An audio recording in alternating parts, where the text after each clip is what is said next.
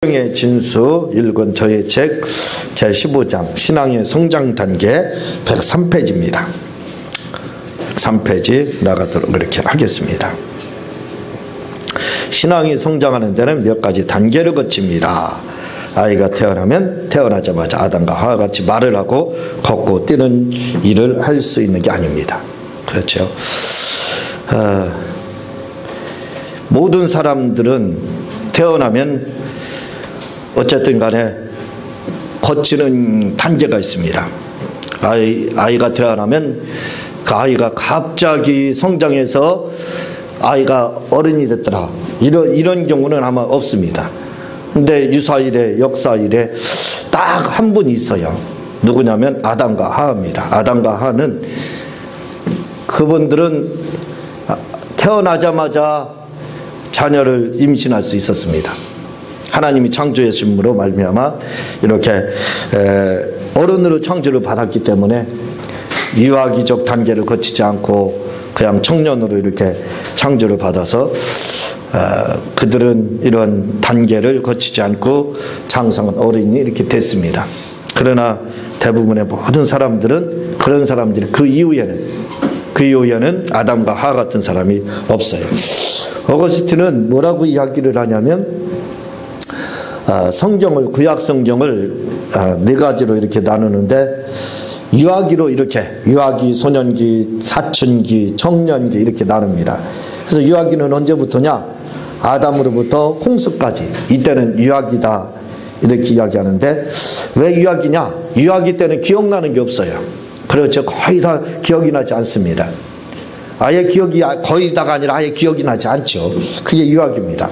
마찬가지로 유아기 때 해당하는 아담으로부터 홍수까지를 보게 되면 그때는 거의 역사에서 그렇게 자세하게 다뤄지지 않고 누가 몇 살에 누구 낳고 이렇게 죽었더라 이 말만 이제 이렇게 나오게 되죠.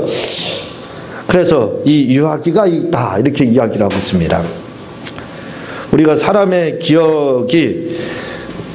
기억력이라는 것은 언제부터 되냐면 거의 다 기억을 하냐면 만 18살 그러니까 만 18세가 되기 시작하면 만 18세 이상이 되면 그 이후에 있었던 일들은 세밀하게 다 기억을 재현해낼 수 있다고 합니다. 그러나 만 18세 이전의 일들은 중요한 것만 그래서 어렸을 때도 보면 뭘 했는지 잘 기억이 안 나는 경우가 많아요. 특별한 사건이 있었던 일 누구에게 맞았다든가 부모에게 혼났다든가 무슨 일이 있다든가 할 때 그런 일들이 이렇게 기억에 남아있지 특별하지 않은 일들은 거의 기억이 없습니다. 그게 마찬가지로 유아기 때도 역시 똑같다는 거예요. 아담으로부터 홍수 때까지는 유아기에 해당하기 때문에 별로 기억나는 게 없다 이렇게 이야기하고 또 노아로부터 아브라함까지를 뭐라고 그러냐면 소년기 이렇게 말합니다. 이 소년기는 뭐 하는 시기냐? 말을 배우는 시기다. 이렇게 해서 이제 히브리어를 가지게 되는 시기 이렇게 이야기를 하고 그 다음에 아브라함부터 다윗까지를 뭐라고 그러냐면 사춘기. 어거스틴 그때 당시엔 좀 결혼을 일찍 했기 때문에 그런지 모르지만 이 사춘기 때는 자녀를 낳을 수 있다. 그래서 이제 왕국이 형성되고 했다. 이렇게 해서 이제 사춘기 이렇게 보고 있고 또 다윗으로부터 주님 오시기 전까지는 청년기 이야기를 이렇게 하고 있는데 이 청년기에는 나라를 건설했기 때문에 청년기다. 이렇게 이제 어거스틴은 단계별로 구약 성경을 이렇게 단계별로 네 단계로 이렇게 나눠서 설명을 하고 있습니다. 이와 마찬가지로 우리가 성장하는데도 유아기를 거쳐서 유년기를 거쳐서 소년기를 거쳐서 청소년기, 장년기, 노년기 이렇게 거쳐서 성장하는 것처럼 신앙생활도 역시 똑같습니다. 신앙생활도 하루아침에 사람이 마치 개가 천선해가지고 높은 단계에 올라갔다. 그냥 하루아침에 예수님을 영접하고 예수님 믿고 나서 그 사람이 성경 박사가 됐다. 이런 경우는 거의 없습니다. 그렇게 하나님께서 예수님 아니고서야 그렇게 열어주는 경우가 거의 없어요. 그러니까 신앙에도 바로 단계가 있습니다. 그걸 우리가 이제 성화다 이렇게 이야기하죠. 성화의 단계 이야기를 그렇게 하고 있습니다. 그래서 신앙의 성장 단계에는 4가지가 있는데 그 중에 한 가지가 뭐냐면 첫 번째가 거듭나면 단계다 이거죠. 요한복음 3장 3절에 보면 예수께서 대답하여 가시되 진실로 진실로 내게 이르니 사람이 거듭나지 않으면 하나님 나라를 볼 수 없느니라. 거듭나 팔링케네시아 이렇게 이야기를 하고 있습니다. 거듭나는 시기가 있다 이거죠. 니고데모에게 말씀을 하신 겁니다. 이 거듭남의 단계, 태어나는 단계 이렇게 이제 이야기를 하는데, 사람이 태어나기 위해서는 9개월 3일이라는 임신 기간이 필요하지만 사람이 거듭나기 위해서는 9개월 3일이라는 임신 기간이 필요하지 않습니다. 그렇죠. 아이가 태어나기 위해서는 잉태 기간이 필요합니다. 9개월 3일이라는 그러한 기간이 필요하지만, 그러나 거듭나는 데는 금식 기도를 40일 하여 거듭날 수 있습니다. 당신은 3년을 수행을 하여 거듭날 수 있습니다. 저 불교처럼 108 그 절을 하는 건가요? 그런 걸 하여 거듭날 수 있습니다. 그런 게 없어요. 그냥 거듭나는 데는, 우리 기독교에서는 거듭나는 데는 그냥 예수님을 믿고 오늘 조금 예수님 믿었다 할지라도 예수님을 나의 주님으로 받아들이기만 하면 그 사람은 얼마든지 영원히 거듭날 수가 있습니다. 요한복음 1장 12절을 보면요, 영접하는 자 그 이름을 믿는 자들에게는 하나님의 자녀가 되는 권세를 주셨으니 이렇게 이야기했거든요. 그러니까 믿는 자들에게 하나님의 자녀가 되는 권세를 주셨다 이렇게 말씀을 하고 있습니다. 믿으면 하나님의 자녀가 된다 이거죠. 다시 말하 믿는 순간에 우리가 누구나 다 예수님을 영접을 하게 되면 거듭날 수 있게 된다 이거예요. 그런데 여기서 영접한다라는 말이 헬라어에서는 뭐라고 되냐면 남바노 이렇게 되어 있습니다. 취하다 이렇게 해요. 그러니까 우리가 하나님이 알아서 저를 좀 거듭나게 해주세요. 대부분 그렇게 합니다.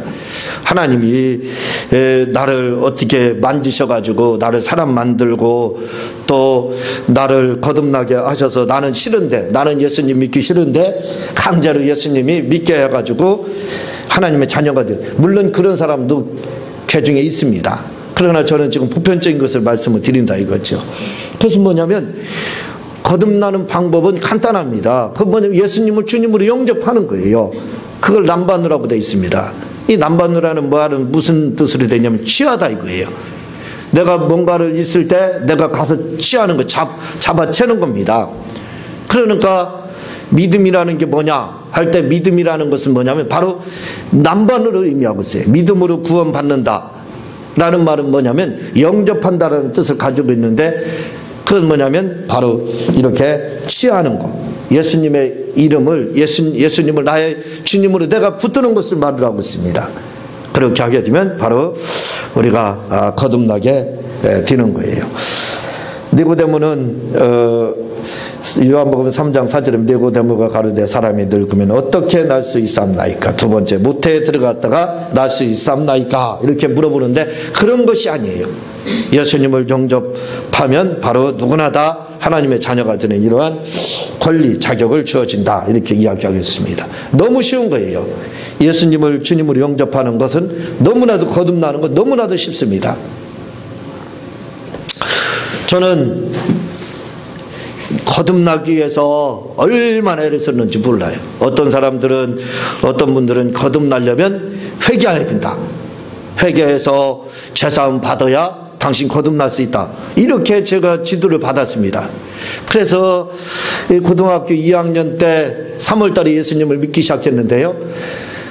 그 고등학교 2학년 때까지 그때까지 안 다녔지만, 그러나 그때까지 죄를 졌으면 과연 얼마나 많이 졌겠어요. 그러니까 회개해서 예수님을 주님으로 영접을, 회개해야만 예수님을 주님으로 영접해야 된다 이렇게 생각하니까 회개를 하려고 해도 제가 생각이 나지 않는 거예요. 생각이 나야 회개를 하죠.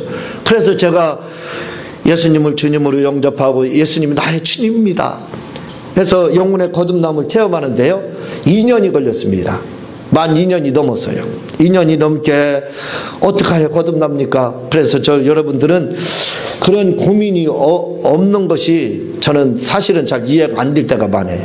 왜냐하면 저는 예수를 믿고 그 다음에 거듭나지 못한 상태에서 그 상태에서 길거리를 걸어가면 두려웠습니다.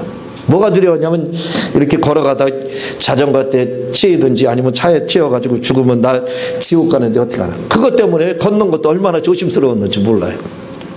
왜냐하면 거듭나지 못해서 예수님을 주님으로 아직 내가 받아들이지 못한 줄 알았어요. 그냥 너무 쉽습니다.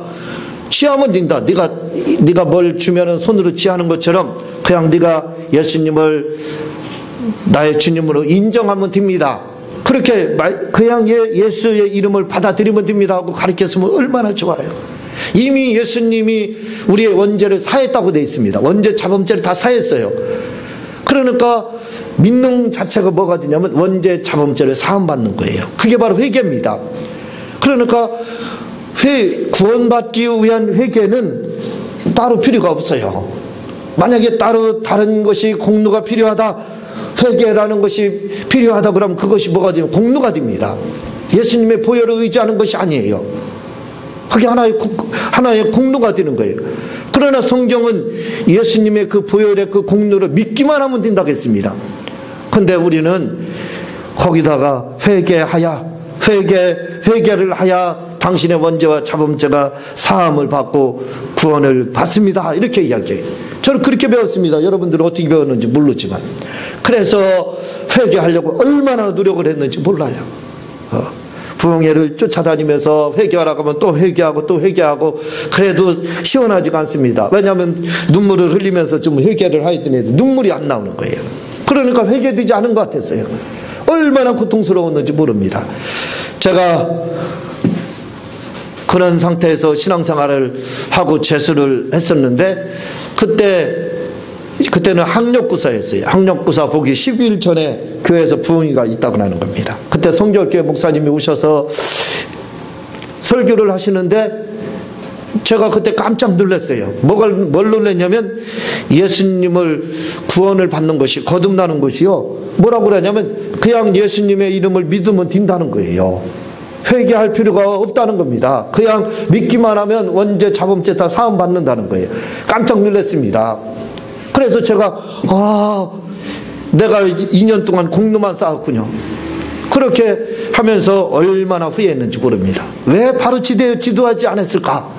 그렇지 않았으면 제가 2년 동안에 벌써 신앙에 수많은 성장이 왔을 텐데 멈춰 있었어요. 내가 구원받지 못했는데 이대로 죽으면 나 지옥 가는, 걸음도 못 걸었다는 거예요. 얼마나 조심했는지 몰라요. 죽으면 지옥 갈까봐. 여러분들은 그런 고민을 안 해봤기 때문에 모를 거예요. 제가 오죽했으면 석가모니가 3년 반 동안 3년 동안인가 3년 반인가 보리스라움 밑에서 뭐 돌을 닦았다고 그래. 나는 그 이상 했다 그렇게 말합니다. 얼마나 고민했는지 몰라요. 잠도 못 잤습니다. 불면증이 그때 그래서 이제 있었지만 잠도 못 잤어요. 왜냐하면 이거 일하다 죽으면 지옥 가는데 잠자는 것도 무섭습니다. 자다 죽을까봐. 그 정도로 두려워했어요. 그러는데 그분은 그렇게 말하는 게 아니에요. 그냥 예수님 주님으로 믿기만 인정하라는 거예요. 그렇게만 하면 구원을 받는다는 거예요. 죄사함은 이미 그 믿음으로 다 해결이 된다. 예수님의 공로를 인정만 하면 된다는 겁니다. 그런데 우리는 그렇게 말하지 않아요. 거듭남에 대해서 구원받는 것에 대해서 그렇게 말하지 않습니다. 회개하여 구원받는다 이렇게. 그럼 예수님의 공로가 어떻게 되는 겁니까? 예수님 다시 십자가에서 죽어야 된다는 거예요? 아니잖아요. 그게 아닙니다. 이미 해놓은 거에 대해서 2000년 전에 주님이 해놓은 그 공로, 십자가의 그 피 흘리심을 내가 그걸 믿고 인정하면 되는 거예요. 그러면 구원받는 겁니다. 근데 우리는 그렇게 생각하지 않는다 이거죠. 성경은 바로 그렇게 말해요. 예수님을 주님으로 믿고 영접하는 자, 그 이름을 믿는 자들에게 이런 하나님의 자녀가 될 수 있는 자격, 권리, 그걸 권세다, 엑스스야 이렇게 말을 하고 있습니다. 이런 거듭남의 단계가 있어요. 그리고 두 번째 단계가 있는데 그건 뭐냐면 성령 체험의 단계입니다. 성령 체험의 단계. 제가 성령 체험을 하게 됐는데 히브리서 5장 12절에서 14절을 보면요, 때가 오래므로 너희가 마땅히 선생이 될 터인데 너희가 다시 하나님의 말씀의 초부가 무엇인지 누구에게 가르침을 받아야 할 것이니 젖이나 먹고 단단한 식물을 먹을 자가 되었도다. 대저젖을 먹는 자보다 어린이니 의의 말씀을 경험하지 못한 자요 단단한 식물은 장성한 자의 것이니 저희는 지각을 사용함으로 연단을 받아 선악을 분별하는 자들이니라. 이렇게 말씀을 하고 있습니다. 바울 사도가 히브리 교인들을 향해서 이야기를 합니다. 뭐라고 이야기를 하냐면 너희가 벌써 단단한 식물을 먹을 정도로 신앙이 장성하여야 되는데 왜 멈춰 있느냐는 거예요. 멈춰서 아직 자라지 않는다는 거예요. 자라지 않아가지고 뭐라고요? 아이 상태를 우유 먹는. 한번 여러분 아기가 태어나면 얼마나 귀엽고 예쁜지 우리가 자녀를 키워봐서 알잖아요. 진짜 그 눈에 넣어도 아프지 않을 정도로 울어도 이쁩니다. 그렇죠? 배고파서 울어도 예쁘고 그게 자녀예요. 그렇게 예쁩니다. 그런데 그 자녀가요 나이가 10살이 됐는데도 계속 그 상태 봐요. 그게 행복하겠습니까? 그건 불행한 거예요. 그렇죠? 나이가 먹으면 성장이 이루어져야 됩니다. 장성을 해서 시집도 가고 장가도 가야 되는 거예요. 그런데 그 아이가 예쁜 상태니까 계속 그 상태로 있어 봐요. 그건 장애입니다. 장애예요. 그건 문제가 있는 거예요. 마찬가지라 이거도 신앙생활도 장성한 분량까지 우리가 성장을 해야 되는 겁니다. 계속 초보에 머물러 가지고 나 구원 받았나? 안 받았나? 손이 보이면 손 여기 있네. 내리면 손 없네. 하는 것처럼 그렇게 하면 되냐 이거예요. 전혀 전진이 없고 성장이 없다 이거죠. 그걸 지금 말을 하고 있습니다. 그러면 왜 신앙에 이렇게 성장이 이루어지지 않느냐 이거예요. 성장이 이루어지지 않고 젖이나 먹는 어린 아이 상태, 유아 상태로 그냥 머물러 있느냐 이거예요. 단단한 어른처럼 식물을 먹고 음식을 먹어야 되는데 왜 못하느냐 이거예요. 제 경험으로는 그것은 바로 성령을 받지 못하면, 성령 체험하지 못하면 그렇지 못합니다. 그래 제자들도 보면은요 이미 우리가 잘 알고 있습니다. 그들이 성령 받지 못한 상태와 성령 받은 그 이후의 그 양상이 완전히 다르다는 걸 우리가 알고 있어요. 마찬가지라 이거죠. 그래서 성령을 받지 않으면 잘 이해를 못합니다. 알지는 못해요. 제가 열심히 교회를 다녔습니다. 말씀을 드렸듯이 석가모니보다 더 많은 고민을 하면서 교회를 다녔어요. 그러다가 제가 성령을 받게 됐습니다. 성령을 받으니까요 뭐를 알게 되냐면 그전까지는 내가 열심히 신앙생활을 해야 되겠다 해서 책을 성경책도 보고 찬송가도 혼자 부르고 그렇게 했습니다. 그리고 저는 지금도 이해가 잘 안 되는 부분이 있어요. 뭐냐면 예배 시간에 막 졸고 일하는 거예요. 그게 나는 진짜 이해가 안 됐습니다. 그리고 목사님이 그때 당시에 시골교회 감리교회이기 때문에 전도사님이었어요. 전도사님이 설교하는데 다른 집사님들이나 이런 분들은 설교하고 나면 불평 불만이 많아요. 아유 설교가 좀 부족하다, 만족하지 못하다, 이렇게 이제 그 이야기를 하는 것을 제가 들어봤습니다. 근데 저는 얼마나 은혜가 되는지 몰라요. 왜냐하면 처음 듣는 거거든요. 그러니까 길을 쫑긋 세워가지고 하나라도 놓치지 않으려고 다 막 암기하는 겁니다. 다 숙지하는 거예요. 그렇게 말씀을 들었어요. 그래서 그 이후로도 은혜를 받고 나서도 역시 똑같아요. 그래서 저는 설교 시간에 목사님 설교가 은혜가 안 됩니다. 그리고 또 설교 시간에 졸고하는 걸 도저히 이해를 못해요. 사실은요. 왜냐하면 제가 졸은 적은 한 번 있습니다. 언제냐면 군대에서 훈련소에서 교회 갔을 때는 좀 졸은 적이 있어요. 그 외에는 졸은 적이 없어요. 지금까지 설교를 또 하면서도 그렇지만 또 들으면서 목사라고 설교 안 듣나요? 듣잖아요. 그런데 졸은 적이 없습니다. 왜냐하면 얼마나 그렇게 열심을 내서 했는지 몰라요. 그런데도요 제가 성령을 받고 나서 보니까요 예수님에 대해서 아는 건 진짜 전혀 몰라, 10%도 몰랐다 이렇게 봐야 돼. 예수님에 대해서 내가 그렇게 성경도 보고 졸지 않고 설교도 듣고 그걸 다 메모하고 기억하고 그렇게 했습니다. 그런데도 성령 받고 나서 보니까 내가 예수님에 대해서 이렇게 몰랐었구나, 내가 이렇게 무지했었구나, 그걸 알겠더라고요. 그래서 저는 제자들이 이렇게 변화된 거에 대해서 성령 받기 전과 그 위의 변화가 아주 양상이 다르게 이렇게 나타나잖아요. 그걸 이해를 합니다. 성령을 체험하면, 성령을 진짜 체험하게 되면 이렇게 사람이 달라지는 거예요. 그때는요 그전까지는 예수님에 대해서 성경 공부가 필요했습니다. 누가 나를 케어해 주는 사람이 필요했어요.